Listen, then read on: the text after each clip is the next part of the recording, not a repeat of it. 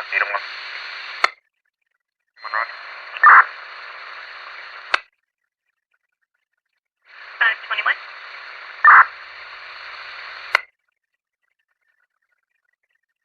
And for your 23. Yes, that's 4. I'll get a 28 from one. Truck when you're ready. Go ahead. Diesel line truck, Boyd Lincoln X-ray 985 should come back up and heading slowly.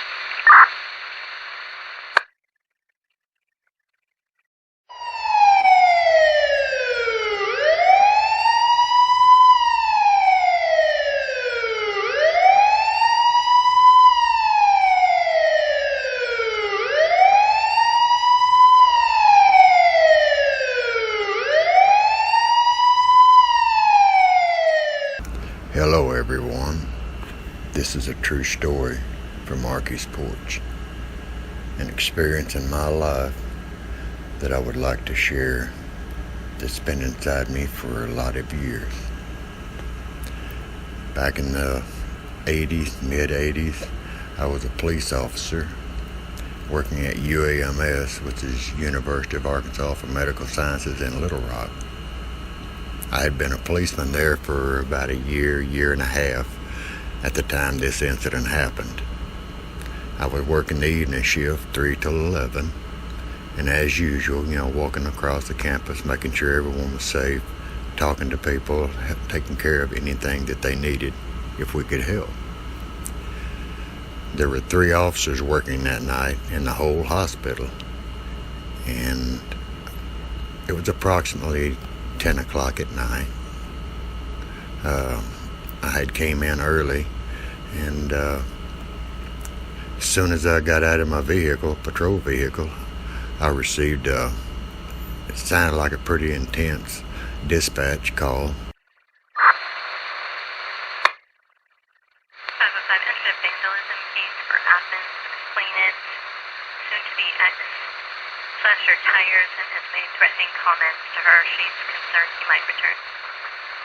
For me to go to ER because the other 2 officers were handling other situations. So I was close by and immediately walked in the main emergency room entrance, and I noticed as I looked around, as soon as I walked in, there were 15 to 20 patients and people inside the waiting room, and they were all looking down the hallway, like really concerned. And when I walked in, they went like, "You need to get down there now." So when I got down to the nurses station, which is right across the hallway from one of the examination rooms, I go up to the desk, and there's 2 doctors, the head nurse, and about 4 other nurses there standing behind the counter, staring at those 2 doors that goes into the examination room. I woke up and they just pointed, and the head nurse said, "This guy's lost it in there. I mean, he's gone crazy." The policemen that had brought him there were Little Rock City policemen, and they went down to the end of the road to smoke a cigarette since there was no smoking on campus at the time. And I asked him, I said, "Well, they searched him stuff?" "Well, he was strapped to a bed when they brought him in from the ambulance and the police." I opened one side of the left door. I said, "Everyone stay here. No one go anywhere, make any loud noises, or let anyone else come in here." I stepped up to the doors and eased the doors open. I look inside. I didn't see the gurney at the time, and I would figure it would be in the center of the room, but it wasn't. It was off to one side. When I came in, and the 2 wooden doors going into the examination room were spring-loaded, so they just shut back automatically. I turned my head to the left at the bed as soon as I noticed it was there, and it was at that same very instant that my life changed.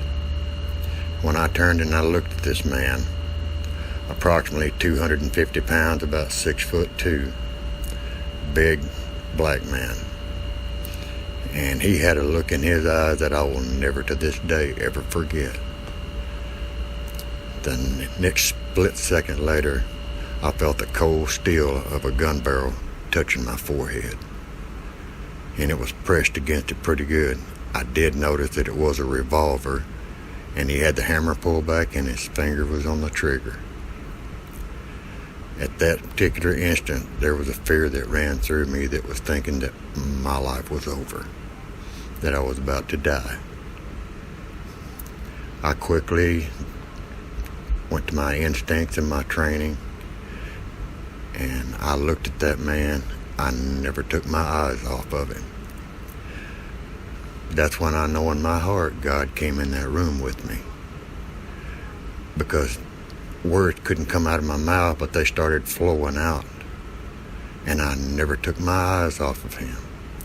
And I constantly could glance down at that barrel and that cylinder with all it was fully loaded, wondering if I was fixing to leave this world.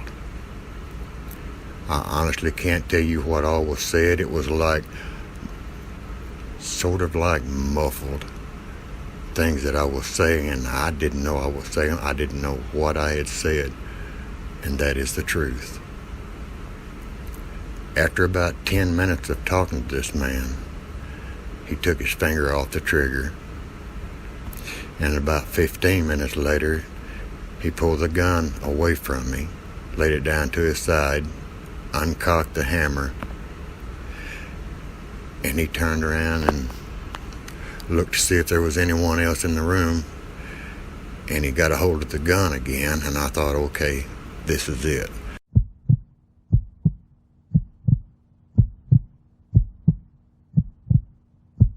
I'm fixing to fight for my life. I couldn't even think about reaching for my gun because he would have shot me point blank.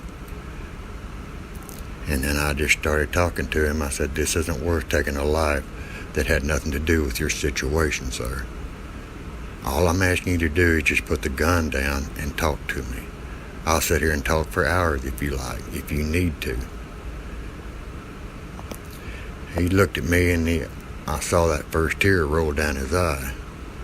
And I could tell that he was really high on something because the sides of his mouth were frothing. His eyes were so dilated and just bugged out, like he was really, really, really rushing. And I never got the opportunity to have to defend myself, because at that moment, a very shocking, surprising, and wonderful thing happened. This man that was vicious and ready to take my life at the flick of a muscle turned the gun around, put his hand on the barrel, and handed me the butt end of it and said, here, take this. I don't have any other weapons on me, just this. And that man gave me that gun. He had already, during that time in his struggles, was strong enough man that he pulled both leather arm restraints loose from the gurney. So I know he could have very well, hurt me bad, and I was prepared to die. I was prepared to meet the Lord that day. He handed me that gun, and I just put it to my side, and I just kept standing there talking to him. He said, there's only one thing I ask. He said, and then you can bring the other police and do whatever you need to do. But he said, I would just like one hug to know that what you said was real. I never forgot that. I wasn't in touch with my emotions at the time. I was just trying to deal with the situation as a police officer would and should. I did what the Lord had me do. And he just asked me for a hug. He said, that's all. Which I did. He never done anything. I felt the hug, and it felt real and genuine. And that man was so gentle, so calm at that time. He laid back down. He said, no one will have any more trouble out of me. And thank you for saving us both. That was one time as being a police officer and how close I came to losing my life. I've always thanked the Lord for it, and I always will. That's just a little story of one incident that happened in my life. Thank you so much for listening.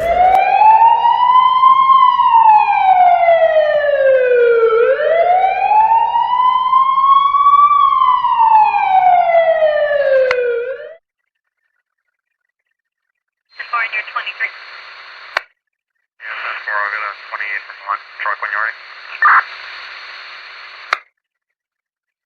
Go ahead. From one truck, Boy Lincoln X-ray 985 should come back up past the